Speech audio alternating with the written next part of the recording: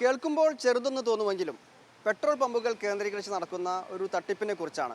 അതായത് ഇപ്പോൾ UPI payment രീതി വെച്ചാണ്, സ്കാനർ ഉപയോഗിച്ചാണ് പലരും പെട്രോൾ അടിച്ചതിൻ്റെ ക്യാഷ് കൊടുക്കുന്നത്. അതുമായി ബന്ധപ്പെട്ട് തട്ടിപ്പ് നടക്കുന്നു, വഞ്ചന നടക്കുന്നു എന്നുള്ളതാണ്. മറ്റൊന്ന്, പെട്രോൾ അടിച്ച് ക്യാഷ് കൊടുക്കാതെ കടന്നു കളയുന്നവരുടെ എണ്ണവും കൂടി വരുന്നു എന്നുള്ളതാണ്. ഇപ്പോൾ ഞാൻ നിൽക്കുന്നത് കോഴിക്കോട് തൊണ്ടയാടുള്ള ഒരു പെട്രോൾ പമ്പിലാണ്. ഇവിടുത്തെ ഒരു ജീവനക്കാരൻ എന്നോടൊപ്പം ചേരുന്നുണ്ട്. എന്താണ് ഈ ആളുകൾ പെട്രോൾ അടിച്ചതിന് ശേഷം ചെയ്യുന്ന കബളിപ്പിക്കൽ വഞ്ചന? പെട്രോൾ അടിക്കുക, ഗൂഗിൾ പേൻ്റെ സ്കാനർ ചോദിക്കും. സ്കാനർ ചോദിച്ചാൽ സ്കാനർ ചെയ്ത് കഴിഞ്ഞാൽ 500 റുപ്യക്ക് പെട്രോൾ അടിച്ച് കഴിഞ്ഞാൽ 50 റുപ്യ സ്കാൻ ചെയ്ത് പോകും. ബാക്കി 450 റുപ്യ പോയി. ആ ജീവനക്കാരനാണ് പോകുന്നത്. അവിടെ വിളിച്ചു പറഞ്ഞു കഴിഞ്ഞിട്ടുണ്ടെങ്കിൽ 50 എന്ന് പറയും. അപ്പം അത് 500 പറയുന്നത് ചിലപ്പോൾ കേട്ടിടാൻ വരും. എല്ലാ കിലോ അടിക്കുന്നതായതുകൊണ്ട് അപ്പോൾ അവൻ്റെ കയറിയിട്ടുണ്ടാവും വിചാരിച്ചാൽ എഴുതി വെച്ചിട്ടുണ്ടെങ്കിൽ പിന്നെ നോക്കുമ്പോൾ ഷോർട്ടായിരിക്കും. അപ്പോൾ 50 കയറിയിട്ടുണ്ടാവുള്ളൂ. അങ്ങനെയുള്ള പ്രശ്നങ്ങളുണ്ട്. പിന്നെ അടിച്ചു കഴിഞ്ഞ് സ്കാനർ അയച്ചു കൊടുക്കും. അയച്ചു കൊടുത്താൽ വേറെ ആൾ അയച്ചു തരിക പൈസ എന്ന് പറയും. അത് കിട്ടൂല. പൈസ ചിലപ്പം സ്കാനർ മറ്റൊരാൾക്ക് അയച്ചു കൊടുക്കും. അയാൾ പൈസ ഇങ്ങോട്ട് അയക്കും കേട്ടോ എന്ന് പറഞ്ഞിട്ട് ഇദ്ദേഹം അങ്ങ് പോകും.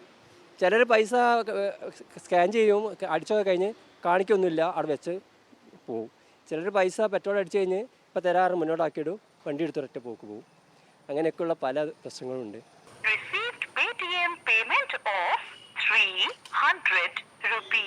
അങ്ങനെയുള്ള പ്രവണത ഇപ്പോൾ കൂടിക്കൂടി വരുന്നുണ്ടോ? ഇപ്പോൾ ഇവിടെ ഇങ്ങനെ കൂടിക്കൂടി വരികയാണിത്. ഇപ്പം ഞങ്ങൾക്ക് ആദ്യമൊക്കെ കുറച്ചേ ഉള്ളൂ. ഇപ്പം ജാസ്തിയായിട്ട് ആൾക്കാരിങ്ങനെ അടിച്ചു പോയി പോകുന്നുണ്ട്. ഇത്രയോ പൈസ ഒരു സ്റ്റാഫിന് കിട്ടാനുണ്ട്. 600 റുപ്യ കൂലി കൊടുക്കുന്ന ഇന്ത്യക്കാരാണുള്ളത്.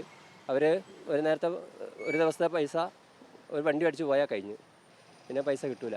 വലിയ തുകക്കൊക്കെ വന്ന് ഇതുപോലെ പെട്രോൾ അടിച്ചിട്ട് വണ്ടി എടുത്ത് പോയ കേസുകളുണ്ടോ ഇവിടെ? 3000 ചില്ലാൻ റുപ്യ 4000 റുപ്യേൻ്റെ അടുത്ത് അടിച്ചിട്ട് വണ്ടി എടുത്തിട്ട് വിട്ടാഞ്ഞുണ്ട്. വിട്ട് പോലീസ് സ്റ്റേഷനിൽ കംപ്ലയിൻറ്റ് കൊടുത്തപ്പം വണ്ടി അടിച്ചു കൊണ്ടുവന്ന വണ്ടിയാണ്. ഇവിടുന്ന് തട്ടി കൊണ്ടുവന്ന വണ്ടി ഇവിടുന്ന് ഫുൾ ടാങ്ക് പെട്രോൾ അടിച്ച് വണ്ടി എടുത്ത് പോയി. മംഗലാപുരം വരെ പോയി ആ വണ്ടി. അവർ വണ്ടി അപ്പോൾ പോലീസ് ഇപ്പോൾ കംപ്ലയിൻറ്റ് ചെയ്തപ്പം പോലീസ് പിടിച്ചു നോക്കുമ്പോഴാണ് പറയുന്നത് മംഗലാപുരം വരെ ആ വണ്ടി പോയിട്ടുണ്ട്. അത്രയും നമുക്ക് ആ പൈസ സ്റ്റാഫിന് പോയി. 3000 റുപ്യക്ക് പണിയെടുക്കുന്ന എത്ര 5 ദിവസം 6 ദിവസം പണിയെടുക്കണോ ആ പൈസ കിട്ടണമെങ്കിൽ? ആര് കൊടുക്കാനാണ്? മറ്റൊന്നുള്ളത്, ഓരോ കൗണ്ടറിൻ്റെയും ഉത്തരവാദി ആ കൗണ്ടറിൽ നിൽക്കുന്ന ജീവനക്കാരനാണ്. അവനാകെ കിട്ടുന്നത് ഇപ്പോൾ ഓരോ തൊഴിലാളിക്കും കിട്ടുന്നത് 500 രൂപ 600 രൂപ മാത്രമായിരിക്കും അല്ലേ? അതെ, കിട്ടുള്ളൂ. 500 റുപ്യ 600 റുപ്യ ഉണ്ടാവുള്ളൂ ഒരു തൊഴിലാളിക്ക്. അത് ഇങ്ങനെ ഓരോ വണ്ടിക്കാർ പോയാൽ അവൻ അന്നത്തെ ദിവസം പോയി, പിന്നെ വെറുതെ പണിയെടുക്കുന്ന മാതിരി. ഏത് പ്രായത്തിൽപ്പെട്ടവരാണ് അങ്ങനെ കൂടുതൽ ചെയ്യുന്നത്?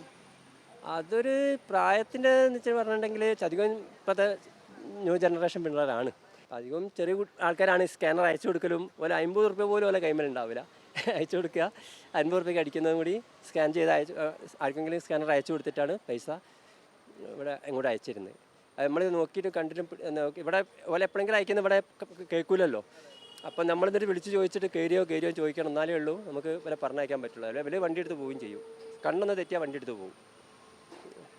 അങ്ങനെയുള്ള തട്ടിപ്പ് രീതിയാണ്. ഇപ്പോൾ ഞാൻ നിൽക്കുന്ന ഈ പെട്രോൾ പമ്പിൽ തന്നെ 6 ജീവനക്കാരും ഇതര സംസ്ഥാന തൊഴിലാളികളാണ്. ഇപ്പോൾ നമ്മൾ നിൽക്കുമ്പോൾ തന്നെ വലിയ ആരോഗ്യ പ്രശ്നം, ശ്വാസത്തിനൊക്കെ ബുദ്ധിമുട്ട് നേരിടുന്നുണ്ട്. ഇപ്പോൾ പെട്രോൾ പമ്പിൽ നിൽക്കുന്ന ജോലിക്കാർക്ക് അങ്ങനെയുള്ള ആരോഗ്യ പ്രശ്നങ്ങളൊക്കെ അതിജീവിച്ച് നിൽക്കാൻ കാര്യം അവരുടെ സാമ്പത്തിക പ്രയാസം കൊണ്ട് കൂടിയാണ്. ഇങ്ങനെ പറ്റിച്ചു പോകുന്നവർ ഓർക്കുക, ദിവസം 500 600 രൂപ വേതനമാകുന്ന ഈ കൗണ്ടറിലെ പാവപ്പെട്ട ജീവനക്കാരെയാണ് നിങ്ങൾ പറ്റിക്കുന്നത്, വഞ്ചിക്കുന്നത്. അവരുടെ വരുമാനത്തെയാണ് അത് ബാധിക്കുക എന്നുള്ളത് കാര്യം കൂടി ഓർത്താൽ നല്ലതാണ്. ഇപ്പോൾ ഇത് ഈ പെട്രോൾ പമ്പിലെ മാത്രം കേസല്ല, നിരവധി പെട്രോൾ പമ്പുകളിൽ പോകുമ്പോൾ അവിടുത്തെ പാവപ്പെട്ട ജീവനക്കാർ, സ്ത്രീകൾ ഉൾപ്പെടെയുള്ളവർ കണ്ണീരോടുകൂടി ഇക്കാര്യം നമ്മോട് സൂചിപ്പിച്ചത് കൊണ്ട് കൂടിയാണ് ഇപ്പോൾ ഇങ്ങനെയൊരു റിപ്പോർട്ട് നമ്മൾ ചെയ്യുന്നത്. ക്യാമറ പേഴ്സൺ വിഷ്ണുവിനൊപ്പം മുഹമ്മദ് ഷംസീർ, മീഡിയ 1, കോഴിക്കോട്.